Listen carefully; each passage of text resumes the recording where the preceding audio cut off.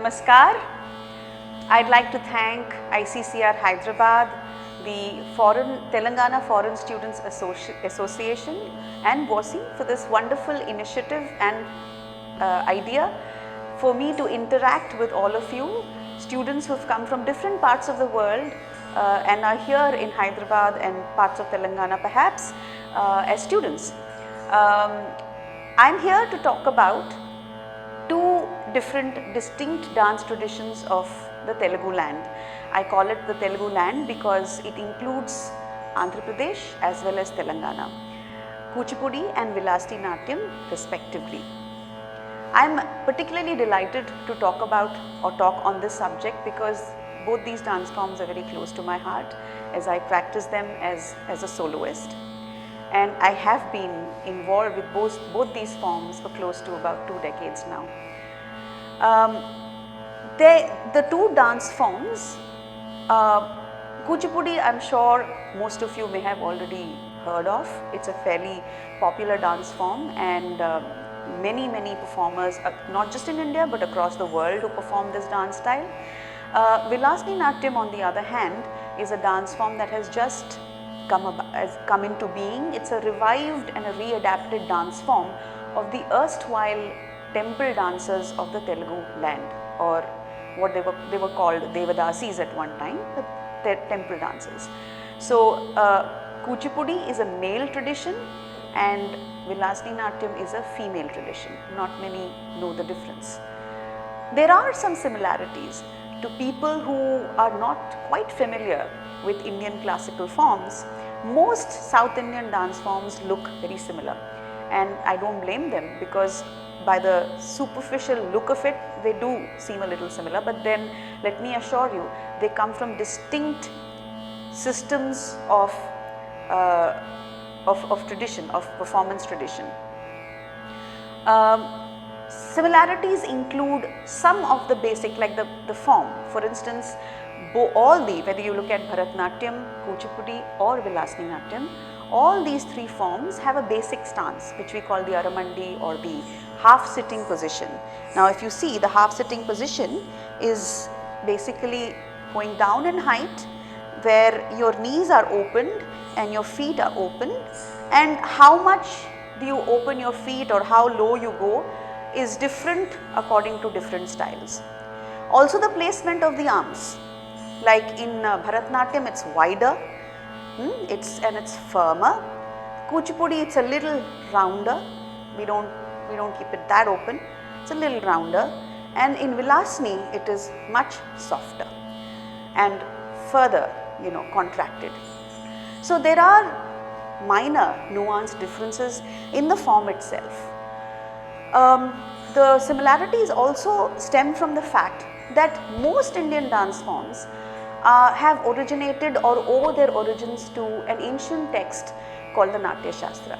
The authorship of this particular text or treatise is something that is still a matter of dispute and much debate, but it is a fairly ancient text and most Indian classical forms owe their origins to Natya Shastra. So Kuchipudi as well as Vilasdi Natyam both have origins in the Natya Shastra. That is another similarity. The languages that are used, the songs in Kuchipudi as well as Vilasdi Natyam are usually Telugu, the language of the Telugu land, or Sanskrit. And the literature, that means the stories, the songs, the compositions, because remember, most Indian classical forms are storytelling traditions. We believe in telling a story. Every dancer, of course, there are pieces which are only technical, there is no storytelling, but eventually you will find that the dancer will tell you a story at some point in her performance or the other. That is an intrinsic and inherent part of the Indian dance performance traditions. So the compositions or the literary content that you find in both Kuchipudi and Vilasdi Natyam, they are drawn from stories of Hindu itihasa. We don't call it mythology, we call it itihasa. That means it is history for us. It is our history, we own it. And these are very, very interesting stories. They're stories from Mahabharata, they're stories from the life of Krishna, stories from the life of from the Puranas, from the stories of life of Shiva, Parvati, and so on. So there's a plethora of stories to draw from. There are secular stories also, but this would be the crux of the content that is presented by the Kuchipudi as well as Vilasini Natyam dancers. And there are differences, slight differences in the costumization, but minor differences which may not be apparent to a person who is not quite familiar with the classical dance forms of India. But I'll get to that in a bit.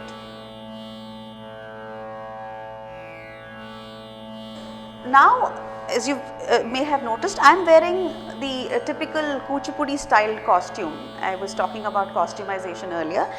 Right now I am wearing the Kuchipudi costume, which is, if you've noticed, it's a pant styled, it's a slightly fitted and a pant styled costume with a front what we call a fan. So if you see these pleats, they open, this one doesn't open up, but this is a typical, yeah, if you see, this is what happens. And then this belt, and yeah, so some features are common to the other dance costumes of the other dance forms as well, but this pant style and this front fan is very common, is typically Kuchipudi. There are some liberties I've taken with my what we call aharya, the costume or the ornamentation.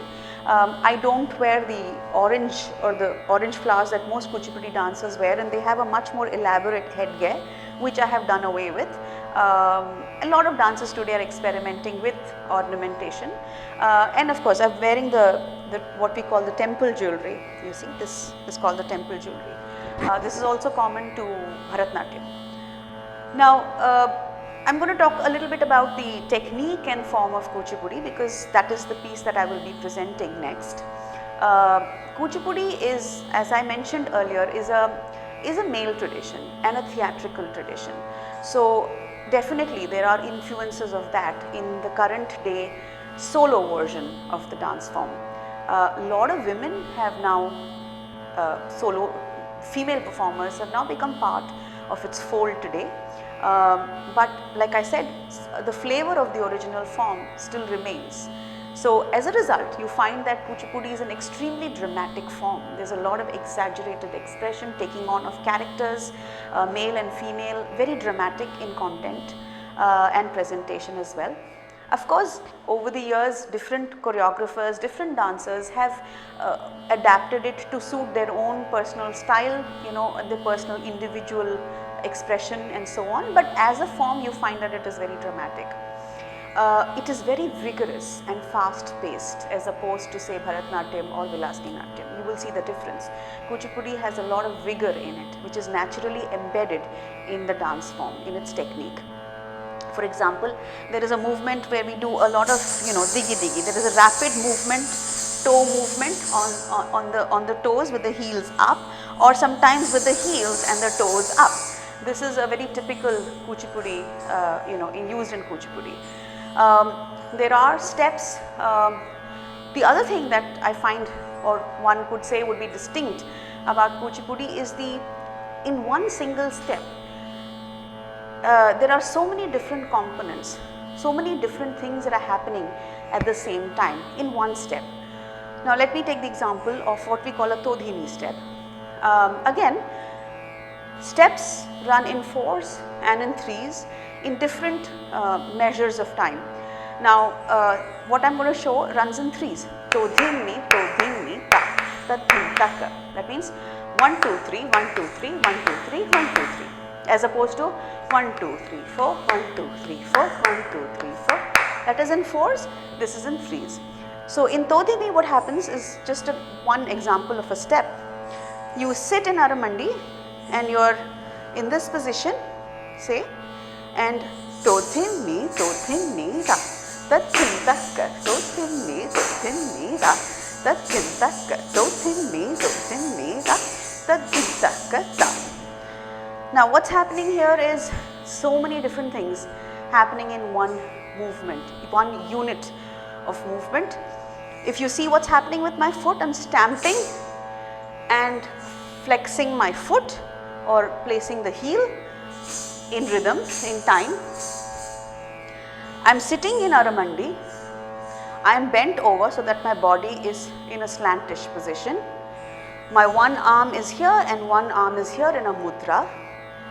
And what's happening with my spine? Like I told you, there's a very distinct Kuchipudi element which is called the Usi, which is an upward and downward bounce. So if you see, my spine goes up, down, up, down. That movement is generated from the spine.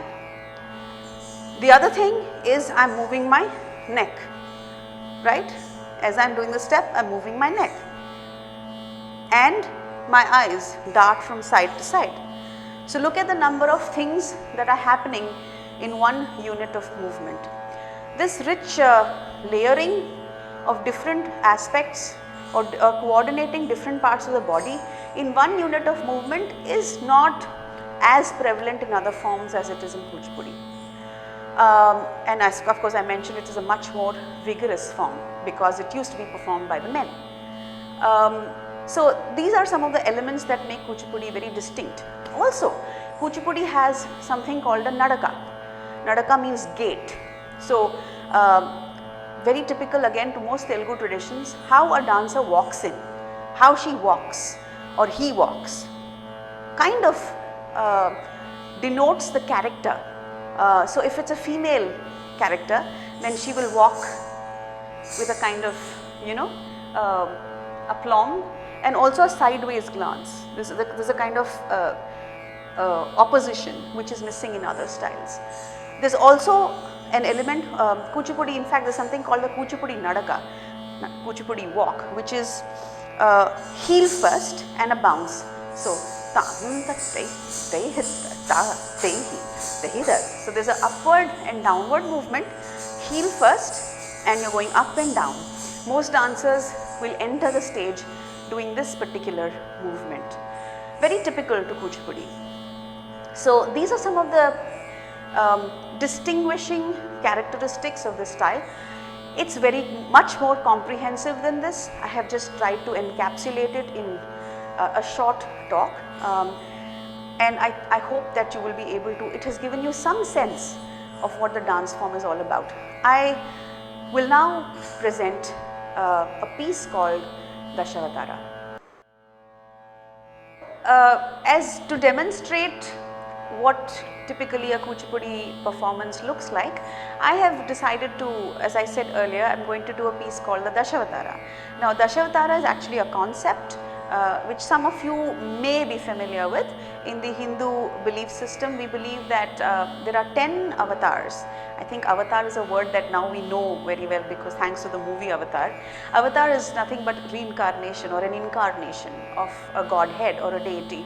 So in this case, the Hindu belief system believes that there are 10 avatars of Lord Vishnu.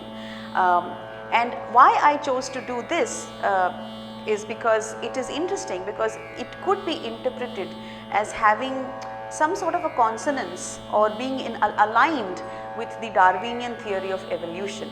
Let me explain. So the 10 avatars of Vishnu are considered to be Matsya, which is fish. So Matsya, fish. Fish is a water animal. So according to Darwinian theory, life originated in water first. The second avatar, which you can see the mudra, this is a turtle. Turtle is an amphibian, part water, part land. So the second level of evolution. The third is a complete land animal or a wild boar. So third avatar of Vishnu is Varaha or the wild boar, and that's a complete land animal. So the evolution now moves from water to completely to land. The fourth avatar is half human, half animal, Narsimha. Narsimha, right? The Narsimha avatar, where Vishnu, the upper body is that of a lion and the lower is that of a human. The fifth avatar is Vamana or dwarf man. The pygmies were believed to be the most ancient human beings on earth. So Vamana here is a Brahmin dwarf, short statured Brahmin, the dwarf. The sixth avatar is a primitive man, the man with the axe, Parashuram. He was, you could connect him to perhaps man at the hunter-gatherer stage, although Parshuram was a sage, he was a sage. So the primitive man with an axe. And the seventh avatar is that of the first civilized man, the man who follows a code of ethics, man who follows dharma, a civilizational principle, Lord Ram, right, the ideal man. And then you have Balarama, who is the first agricultural man. Balarama is always associated with farming and all the agricultural implements. So Balarama, Haladhara, he who wields the hala. And then you come to the Buddha avatar. Buddha avatar is the evolved or the spiritual, philosophical man, Buddha. And the final avatar is that of Kalki. Kalki is the horseman who is yet to arrive, and is believed to it is believed that he will arrive at the end of times of this yuga. So that's the belief system. So I think I've shown you most. So Kalki would be horseman, and Buddha, I think I've shown you the mudras. Haladhara, Balarama, Rama, and I showed you the other mudras. So again, as typical is in the case of Kuchipudi, the poses are very dramatic, and each avatar ends with a dramatic pose. It's pretty self-explanatory. Of course, there are elaborate stories behind each avatar. It is beyond the scope of this lectern to go into those stories right now, but I think you would just enjoy the piece for its dramatic element. So this is Dashavatara. It is a Sanskrit composition by a composer called Jayadeva from the 12th century, and it has been adapted to the Kuchipudi style by my teacher and guru, Dr. Anupama Kailash.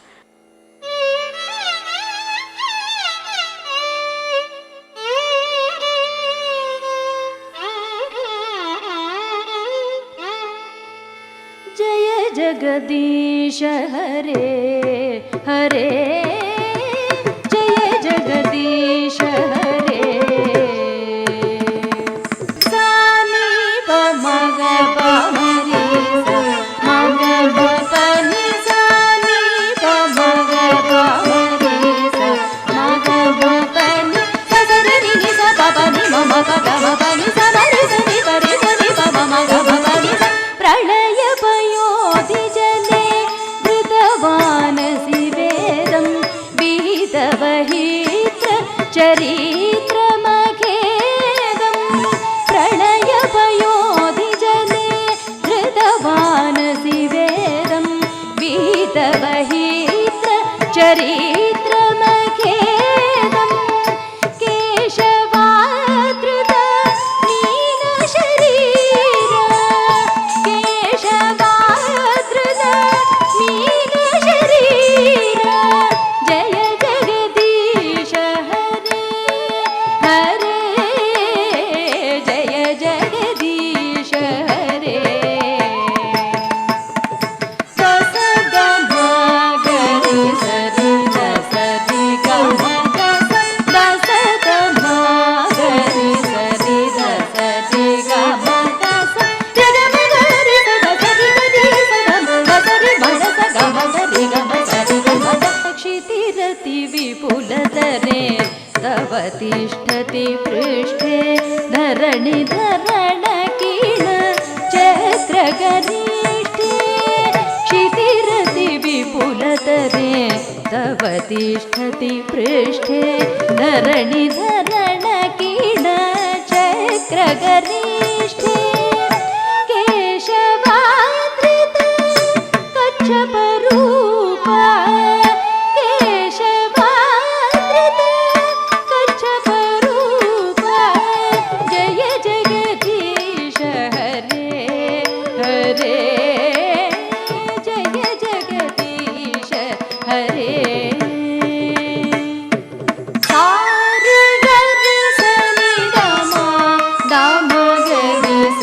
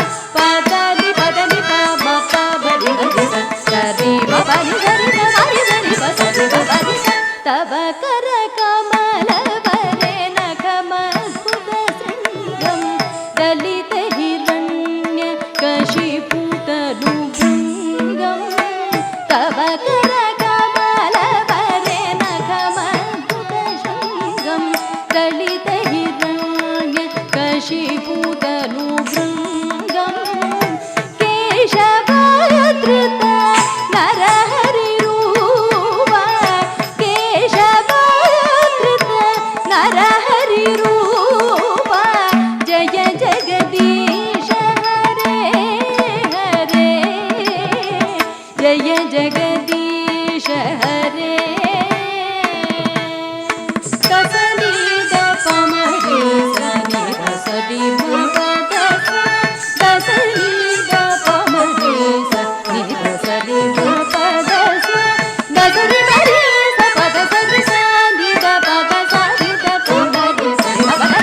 चलयसि विक्रमणे बलिमद्भुत Vaman पदनखनीर जनित जनपावन चलयसि विक्रमणे बलिमद्भुत वामन पदनखनीर जनित जनपावन केशवाधृत वामन रूप केशवाधृत वामन रूप जय जगदीश हरे हरे जय जगदीश हरे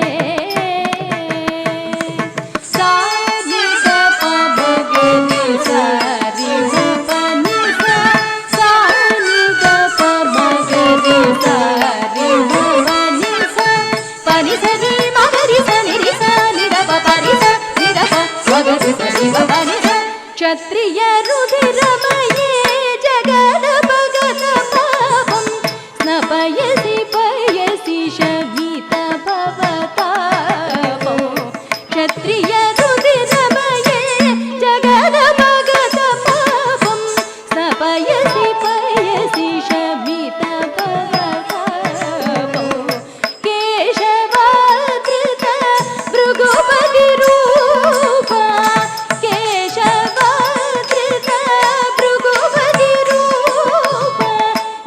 जगदीश हरे हरे जय जगदीश हरे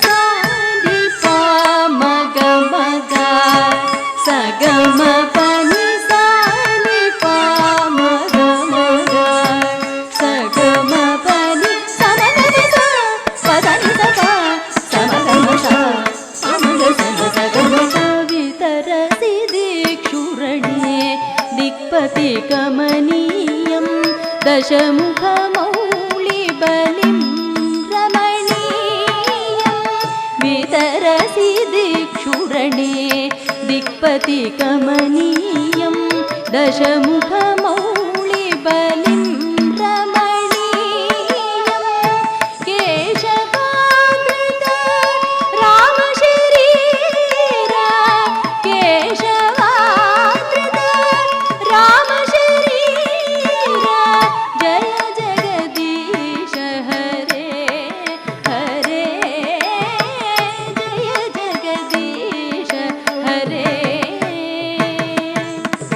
बसत भगवदा गवद भगव सगदी बसत भगवदा गवद भगव सगदी सरि गवद गवद सरि गरि पर सरि गवद सरि गवद सरि गवद वह शिव पुषि विशदे वसनं जलदाभं हलहति भीति मिलित यमुनाभं वह शिव पुषि विशदे वसनं जलदाभं हलहति भीति मिलित यमुनाभं केशवाधृत हलधर रूप केशवाधृत हलधर रूप जय जगदीश हरे हरे जय जगदीश हरे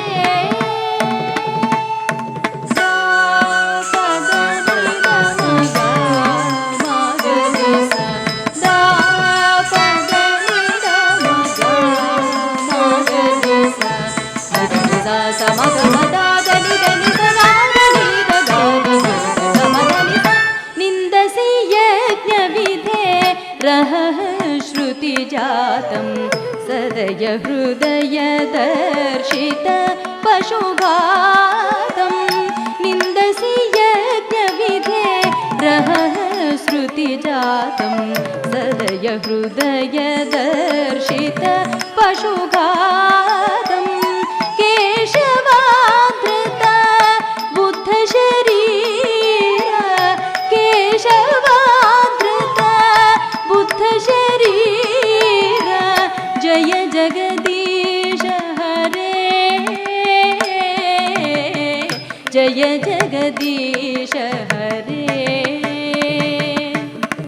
सानि सदा नि मगनि राम गरि सानि सदा नि मगनि राम गरि सानि सगा मग मगा सानि धनि धनि ध मग मग मग मदनि चली बहनि धने कलयसि करवालं धूमकेतुमिव किमपि करालं लेच्छनि वहनि धने कलयसि करवालं धूमकेतुमिव किमपि करालं केशवाधृत कल्कि शरीरा केशवाधृत कल्कि शरीरा जय जगदीश हरे हरे जय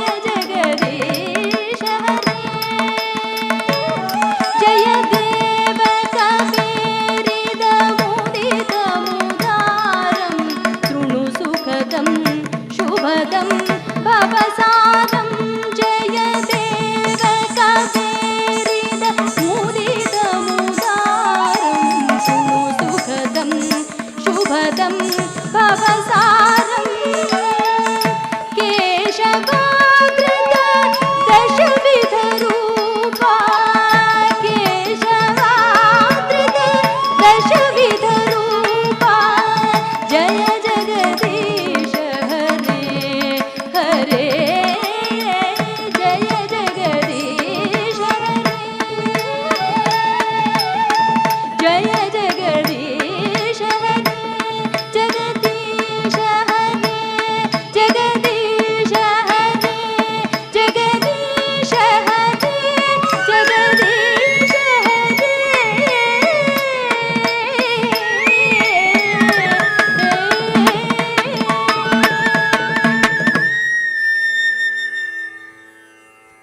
I hope that you enjoyed my performance of the piece Dashavatara. That was in Kuchipudi style. Now you may have noticed that I have changed my costume and even the ornamentation has changed significantly. So this is a costume or the dress that is now traditionally worn for Vilasini Natyam. There are some changes, few differences, like for instance if you have noticed the lower garment is not fitted like a pant but slightly like a dhoti, than Indian lower garment, dhoti, so looser, and the frills open up in this fashion. Of course there are different variations of the frills of the fan and that all depends on what the dancer wants to wear at a particular point. And the others remain the same, other aspects remain the same. The jewelry however is no longer temple jewelry that I wore earlier that you saw in Kuchipudi. This is artificial gold, so not real gold but artificial gold, and this is what the temple dancers used to wear in the olden days. Even back then they never wore pure gold, they always wore gold plated jewelry because I guess it could have been a reason that they would travel from one place to another, so wearing pure gold would perhaps be risky.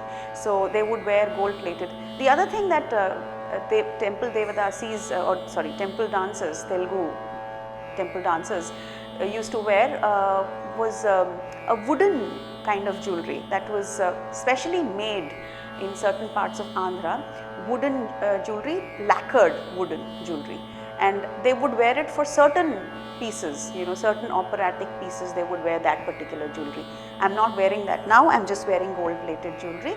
The head, the hair, you know, the way I have worn my hair remains the same. I haven't changed that around for the sake of this leg dem. So this is as far as the costumization is concerned. I just wanted to also mention that a lot of changes have happened over the years as far as the costumization is concerned. Like we wear stitched garments now.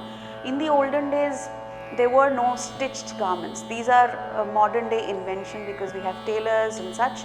But in the olden days, the dancers would actually tie the drape. So it was not stitched. So that apart, a little bit about Vilasini Natyam as such. This is the name that is given to, as I said earlier, the dance form of the Telugu Devadasis, the Telugu speaking regions of the south. And when I say Telugu speaking regions, these, from right from the lower parts of Orissa to as far as what is Tamil Nadu now, there were a large swath of the southern region was where Telugu was in fact widely spoken, and in all these parts there were temple dancers, the Telugu temple dancers, Devadasis or Kalavantulu as they were called, dancers or those of the arts. Kalavantulu means the ones who are associated with the arts. So they would dance, they could be found in different parts, and the dance that they did was documented, collated and re-adapted by my guru, my teacher, Guru Swapna Sundari, who is a very senior dancer and guru in the country today. And she did this in the late 1990s when she was at the peak of her career. She saw one of the Devadasis perform, and by then I just wanted to historically mention that by 1947, for various reasons, this whole system was abolished by the British, and so most of the Devadasis were not allowed to perform, and sadly their art kind of almost vanished. And it was only in the 1990s when accidentally my guru happened to see a performance that she then got into the whole mission of putting it back together again. So Vilasini Natyam is a name that has now been given to this resurrected style, and it is the dance of the Devadasis, Telugu Devadasis. So this is as far as the history is concerned. Now the unique aspect of Vilasini Natyam is that it is not just a dance for secular performances on stage, but in fact these were the dances that the Telugu temple dancers would dance as ritual. They would dance as a ritual within the temple premises, so it makes it significant. That is one aspect in which it is different from Kuchipudi. Kuchipudi is not a temple dance form, it is a theatrical form like I told you earlier. So that's one aspect. And the one very unique aspect of Vilasini Natyam is its expressive component. It's not dramatic as much as it is expressive. So facial expressions, storytelling, a lot of, I am not doing that piece today, but there is one component in Vilasini Natyam where the dancer sits down and just through her facial expressions tells a story through the use of mudras or hand gestures.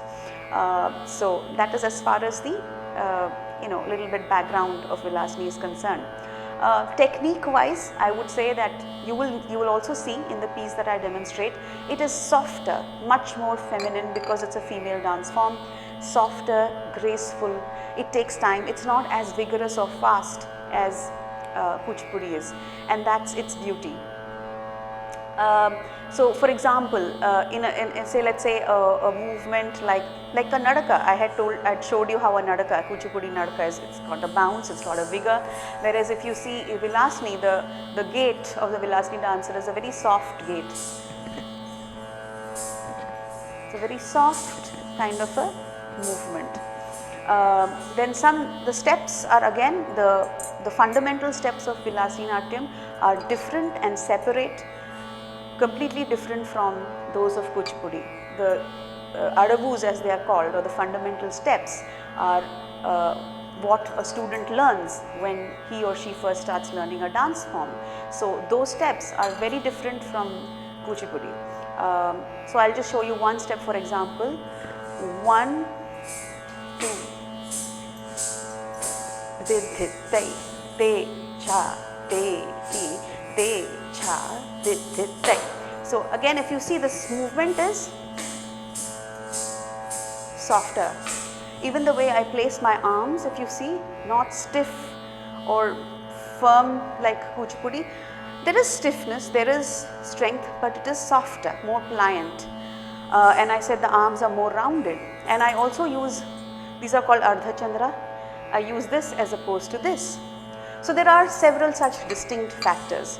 I won't get into a whole lot of it right now, but like I said, let it be known that the system of the units of movements are very different in Vilasini as they are in Kuchipudi. Before I talk about the piece that I am going to be presenting today, I wanted to mention one more thing. The distinct aspect is we in Vilasini Natyam use the threaded ghungroos. They are threaded, as opposed to, you may have noticed in Kuchipudi you wear a belted set of ghungroos. Ghungroos are bells that a dancer has to wear, a classical dancer has to wear while performing. So I failed to mention that. I thought I'll mention it now. Now the piece that I will be presenting to demonstrate, just to give you an idea about Vilasini Natyam, is called, it's a Pallaki Seva. That is the type of the piece that I am presenting.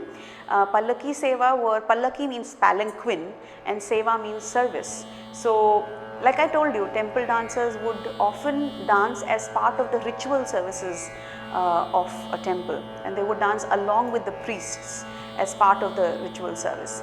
And so Pallaki Seva was one such service where the deity in a temple is often carried outside the temple, outside into the open precincts, where a lot of devotees are also gathered, and they take, they circumambulate the temple. And so when the palanquin is taken out and the deity is carried out, the dancers dance along with the palanquin. At every point when the palanquin stops, the dancers stand in front of the palanquin and dance as if addressing the deity. This was a very distinct part and a very important part of their service, and this was called a Pallaki Seva. So this piece that I am doing is called, the words that it starts with is called Bruhi Mukundeti, and this is a piece of a composer called Sadashiva Brahmendra, and it's in Sanskrit. And this is, I won't get into the details of the meaning, but it is, simply put, it is about or dedicated to Lord Krishna. Lord Krishna, as we know, is an avatar or a form of Vishnu, and Krishna has some very significant, Lord Krishna has some very significant aspects or features, like the fact that he wears the peacock feather. In Kuchipudi you would show it probably like this, but in Vilasini this is a very distinct way of showing the peacock feather. We use this also, but this is another very unique way of showing the peacock feather in Vilasini Natyam. So this is a piece dedicated to Lord Krishna, Bruhi Mukundeti.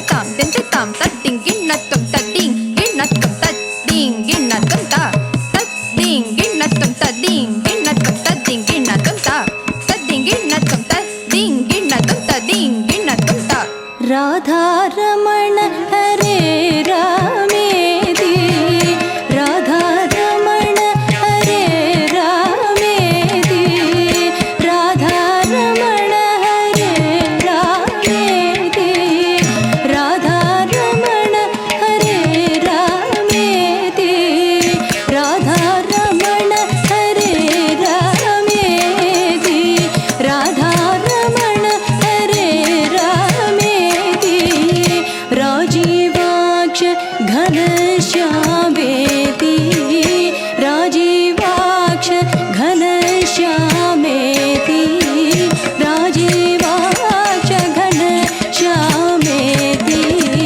राजीवाक्ष घनश्यामेति ब्रूहि मुकुन्देति रसने पाहि मुकुन्देति ब्रूहि मुकुन्देति